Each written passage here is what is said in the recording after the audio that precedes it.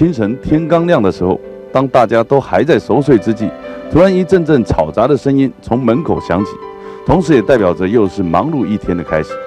温贝贝，一位脸上永远带着开朗笑容的客家字体，对于板条的制作始终坚持着，用他那数十年来唯一不变的传统。想是有想啊，有想啊，咱冇想咯，按多细汉来做咯，係咪啊？按多细汉来做，当然有想咯。按是可以讲，我搞门生意嚟哦，搞个项目啊，新来的冇，有责任感嘛啦。生意你冇點解？伊冇興趣啊，敢去做也冇辦法。也使，佢辛苦啦，做板條啊，佢辛苦啦。一般嘅板條店哦，現金先開門啦。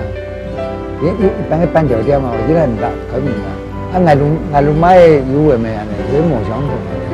我說，放佢嚟做板條嘅時候，如果開門時候就料，啲面啊，趁緊嚟個脫開啦，要師傅做嘅啦。佢睇下時候，板條個橋啊。谁是吃的人啊？看看就话有个帮不帮的啊，不皮的。师傅第一做了不皮啊，是的，调皮嘛。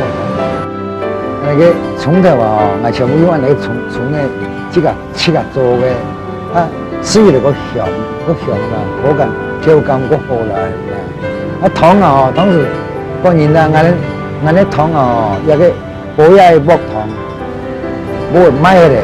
重新再煮过，那个用加水海啊，跟冇意思啊，冇钱啊的啦。即使是挥汗如雨，温贝贝的脸上却始终是带着愉悦的表情，丝毫不受年纪的影响，用心且细心地做出那一片片雪白透顶，俗称面趴板的客家传统美食。哇，真的是令人好想吃它一口，来解解馋，过瘾。客家面麻板好食。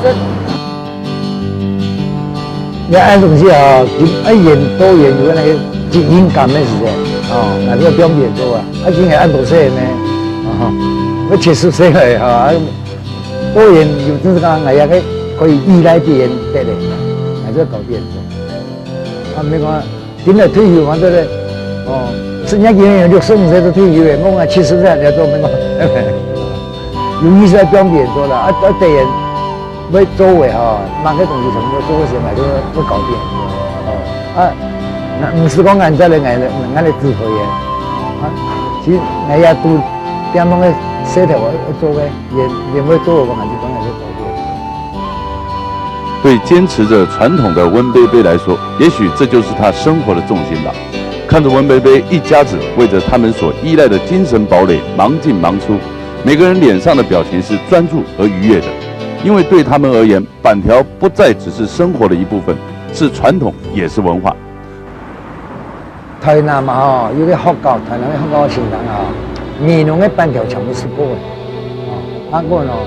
吃过了，你吃出2年吃2年吃一吃吃了5年的，带人的家长、弟长啦、高中啦，學生嘅假如就是10個位，20分鐘來嘅，我打電話嚟嘅，都我來叫佢多就找乜個菜邊，我再打嚟差唔多10分鐘喺度就多，佢件事咁5年嚟啦，因為我係手工做嘅咩，因為技大量生產嘅品質冇相同啦，當然啦，我也唔係講我做嘅板條嗰個事，各人嘅口味。冇事嘛，永遠是咩？且你能吃嚟吧？那底下來講板條點好吃咯？係咪？蠻唔抵咩？吃的好吃的是，冇吃的是哪呢？朋友们，有空别忘了到美容走一走，更要记得早上温贝贝吃上一碗那又香又浓的客家板条，因为它有着你意想不到的惊奇。我想那是吃上一碗又一碗热乎乎传统美食之后的满足吧。更是写在温贝贝脸上的另一种笑容，一种代表着我们客家人热情豪爽的笑容。